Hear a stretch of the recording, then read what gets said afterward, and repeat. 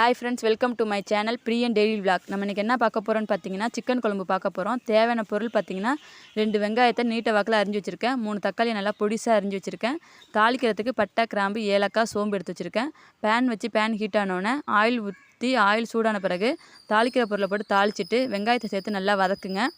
Colour மாற வரைக்கும் நல்லா வதக்கிட்டு தக்காளியை நல்லா வதக்கிக்கிட்டே இருங்க. வதங்குறதுக்குள்ளேயும் அரை மூடி தேங்காவை திருவி கொஞ்சோண்டு பட்டை, கொஞ்சோண்டு கசகசா, 2 கிராம்பு, 4 முந்திரி பருப்பு, சோம்பு சேர்த்து நல்லா பேஸ்ட் மாதிரி அரைச்சி வச்சுங்க. நான் 1/2 கிலோ கறியை முன்னாடியே நாட்டுக்கோழிங்கிறத வச்சு இஞ்சி பூண்டு பேஸ்ட்டு, மஞ்சத்தூள் சேர்த்து கொஞ்சம் தண்ணி விட்டு நல்லா வேக வச்சு வச்சுருக்கேன். தக்காளி நல்லா வதங்கினோன்னே இஞ்சி பூண்டு பேஸ்ட்டு 1/2 ஸ்பூன் போட்டு அதையும் நல்லா வதக்கிக்கோங்க, பச்சை வாசனை போகிற வரைக்கும். அப்புறம் தேவையான அளவு உப்பு போட்டு நல்லா வதக்கிட்டு ஏற்கனவே வேக வச்ச கறியும் சேர்த்து நல்லா வதக்கிக்கோங்க.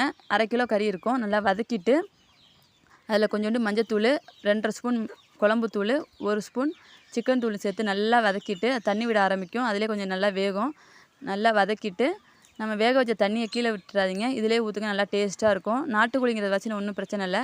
இதையும் இதோடய ஊற்றிட்டு நல்லா ஒரு 2 கொதி வந்ததுக்கப்புறம் அரைச்சி வச்சுருக்க தேங்காய் பேஸ்ட்டையும் இதோட மிக்ஸ் பண்ணி ஒரு 5 நிமிஷம் நல்லா கொதிக்க விடுங்க.